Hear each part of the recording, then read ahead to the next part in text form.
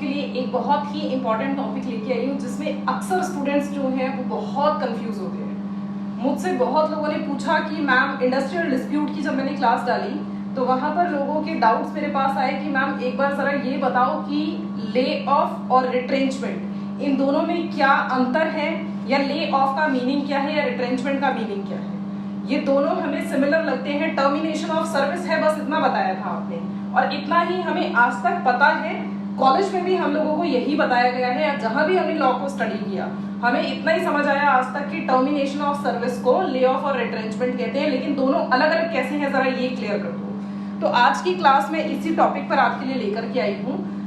Lay off का meaning हम सबसे पहले जानेंगे। मीनिंग ऑफ ले ऑफ, देखो इतना तो क्लियर है कि दोनों का मतलब टर्मिनेशन ऑफ सर्विस है, लेकिन दोनों में अंतर क्या है, क्या डिफरेंस है, या मीनिंग दोनों के क्या क्या है, टर्मिनेशन होते हुए भी ये अलग कैसे हैं दोनों। देखो मीनिंग ऑफ ले ऑफ में क्या लिखा हुआ है। सबसे पहला लिखा मीनिंग ऑफ ले ऑफ के अंदर कि भाई lay off means failure, refusal और इनएबिलिटी ऑफ एम्प्लॉयर। इतना तो समझ आ गया कि जो एम्प्लॉयर है उसकी तरफ से कमी आ रही है।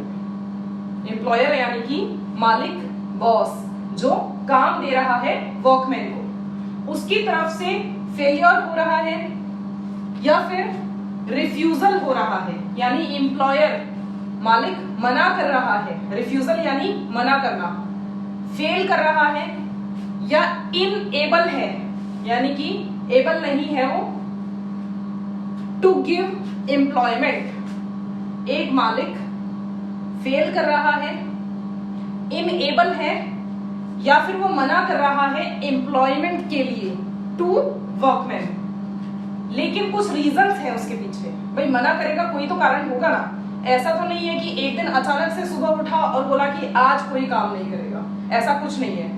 कोई रीजन थे जिनकी वजह से जो एम्प्लॉयर है वो एबल नहीं हो पा रहा था, या फिर फेल कर रहा था, या मना कर रहा था वर्कमैन को काम से। वो क्या रीजन थे एक बार जानते हैं। सबसे पहला रीजन था शॉर्टेज। शॉर्टेज बताओ, शॉर्टेज किसी भी चीज की हो सकती है इंडस्ट्री में। शॉर्टेज किस किस चीज की हो सकती है? कोल यानी कि कोयला, पावर इलेक्ट्रिसिटी कट हो सकता है पूरा, तो जो शॉर्टेज है वो इलेक्ट्रिसिटी यानी पावर की हो सकती है, कोल की हो सकती है, रॉ मटेरियल की हो सकती है। रॉ मटेरियल में कुछ भी हो सकता है, वो डिपेंड करता है जिस भी प्रोडक्ट का मैन्युफैक्चरिंग हो रहा है, राइट। सो यहाँ आप मेरे साथ नोट डाउन करेंगे, shortage of coal, comma power, comma coal power और रॉ मटेरियल, रॉ मटेरियल। अगर शॉर्टेज है इन सभी चीजों की और इस रीजन से एक एम्प्लॉयर अपने वर्कमैन को काम देने में फेल हो रहा है, मना कर रहा है, या फिर इनएबल है, तो उसको हम क्या नाम देंगे? Lay off. लेकिन इसके अलावा कुछ और भी रीजन हो सकते हैं। वो क्या रीजन है? नंबर 1। Number 2 stock. स्टॉक अगर एक्यूमुलेट कर दिया है, स्टॉक एक्यूमुलेट कर दिया, एक साथ ला दिया, तो उसको उस रीजन से अगर एम्प्लॉयर मना कर रहा है एम्प्लॉयमेंट के लिए वर्कमैन को, तो वो भी ले ऑफ के अंदर आएगा। Breakdown of machinery. मशीन खराब हो गई, बताओ, उसमें तो किसी का कोई बस नहीं है।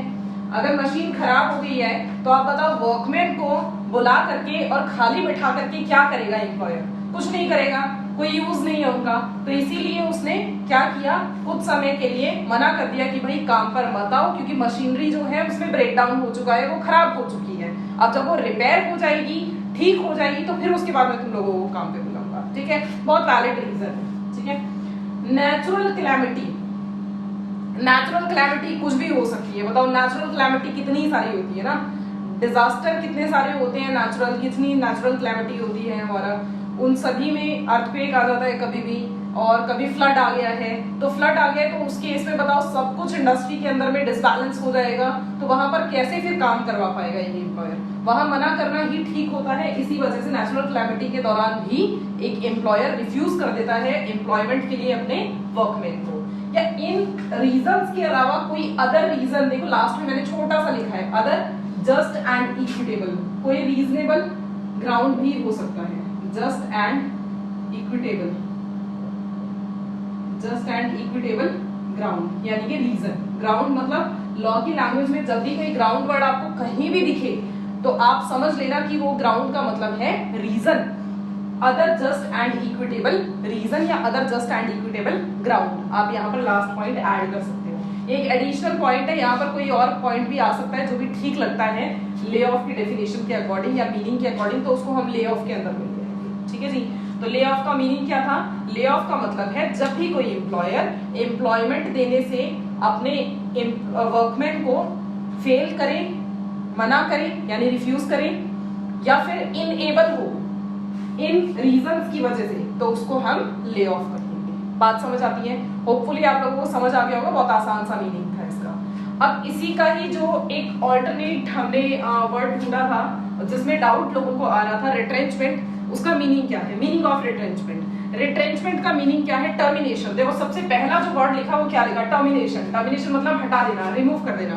टर्मिनेशन ऑफ सर्विस, सर्विस को टर्मिनेट करना यानी कि हटा देना, सर्विस को टर्मिनेट करना ऑफ अ वर्कमैन। किसकी सर्विस? वर्कमैन की सर्विस बाय एम्प्लॉयर। यहां भी एम्प्लॉयर ही कर रहा है। एम्प्लॉयर क्या कर रहा है? जो वर्कमैन है उसकी सर्विस को टर्मिनेट कर रहा है फॉर एनी रीजन। कोई भी रीजन हो सकता है, लेकिन ध्यान रहे वो रीजन पनिशमेंट नहीं होना चाहिए। पनिशमेंट नहीं होना चाहिए वो रीजन। पनिशमेंट के अलावा कोई और रीजन हो सकता है, लेकिन वो रीजन पनिशमेंट नहीं होना चाहिए। टर्मिनेशन ऑफ सर्विस, तो आप ये भी सोच रहे होंगे कि मैडम टर्मिनेशन ऑफ सर्विस तो कभी ऐसा हो सकता है कि मालिक को गुस्सा आ जाए और मालिक जो है वो अपने वर्कमैन को बोले कि कल से तुम्हें नहीं आना काम पे। वो वाला पॉइंट यहाँ कवर नहीं होगा, ध्यान देना इस बात को।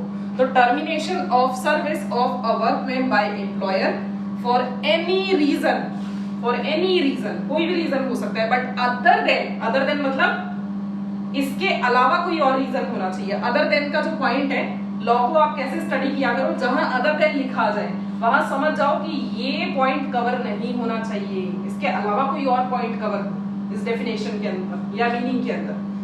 Other than as a punishment inflicted by disciplinary action. Disciplinary action यानी कि जो इंडस्ट्री है उसकी जो डिसिप्लिनरी कमेटी है या मैनेजमेंट है, उन्होंने कोई पनिशमेंट दिया हो, ऐसा कोई पनिशमेंट के हिसाब से टर्मिनेशन हुआ है तो वो रिट्रेंचमेंट के अंदर में नहीं आएगा। रिट्रेंचमेंट में पनिशमेंट के अलावा कोई पॉइंट कवर हो सकता है टर्मिनेशन ऑफ सर्विस का। ठीक है जी। लेकिन ध्यान रहे, retrenchment also does not include. Retrenchment ये तो इंक्लूड करता नहीं है, पनिशमेंट इंक्लूड नहीं करता ना।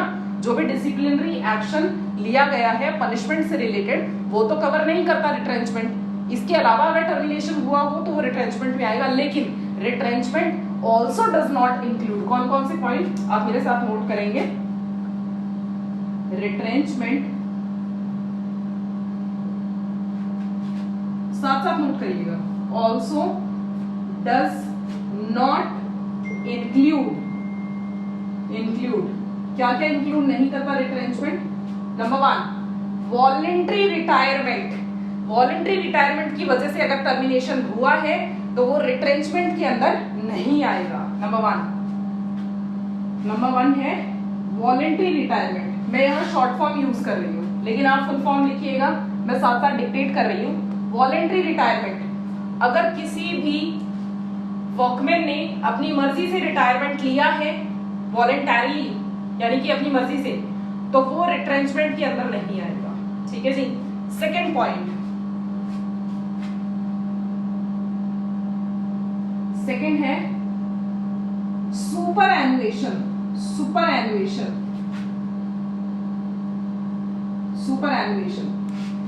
देखो, जब भी किसी वर्कमैन की रिटायरमेंट की एज कंप्लीट हो जाती है और वो तब रिटायर होता है तो उसको हम सुपर एनुएशन बोलते हैं।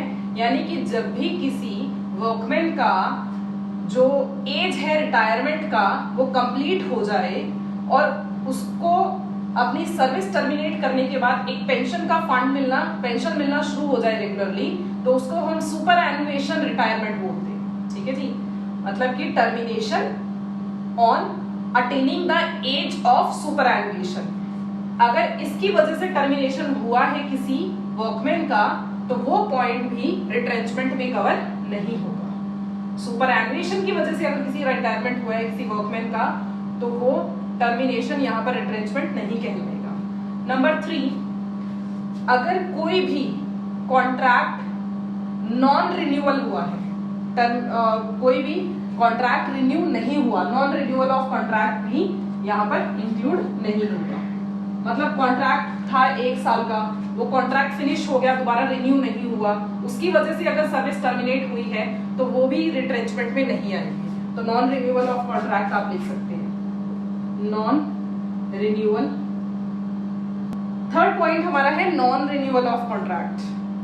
अगर कोई भी कॉन्ट्रैक्ट फिनिश हुआ और फिनिश होने के बाद वो दोबारा से स्टार्ट नहीं हुआ, रिन्यू नहीं किया गया किसी भी रीजन की वजह से, तो वो नॉन रिन्यूअल ऑफ कॉन्ट्रैक्ट होगा और वो रिट्रेंचमेंट के मीनिंग से बाहर होगा, रिट्रेंचमेंट में कवर नहीं होगा।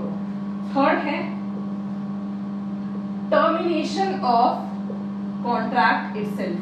अगर कोई कॉन्ट्रैक्ट ही टर्मिनेट हो गया, फिर कॉन्ट्रैक्ट कंप्लीट हो गया या किसी भी रीजन से टर्मिनेट हो गया, डेथ हो गई किसी एक पार्टी की, इंसॉल्वेंट हो गई कोई एक पार्टी, तो टर्मिनेट हो जाएगा ना कॉन्ट्रैक्ट। और अगर वो टर्मिनेट हो गया कॉन्ट्रैक्ट खुद ही, तो फिर तब भी वो रिट्रेंचमेंट की डेफिनेशन में या मीनिंग में नहीं आएगा, रिट्रेंचमेंट के मीनिंग से वो बाहर रहेगा। कॉन्ट्रैक्ट का टर्मिनेट होना अगर रीजन है तो वो रिट्रेंचमेंट के मीनिंग में नहीं आएगा। ठीक है, नेक्स्ट हमारा है कॉन्टिन्यूड इल हेल्थ। अगर वर्कमैन की है, वो काम ही नहीं कर पा रहा है, तो वो भी रिट्रेंचमेंट के मीनिंग से बाहर रहेगा। तो आप यहां लिख लीजिए, नेक्स्ट पॉइंट है, फोर्थ पॉइंट है ये हमारा, ये फिफ्थ पॉइंट है, termination due to continued ill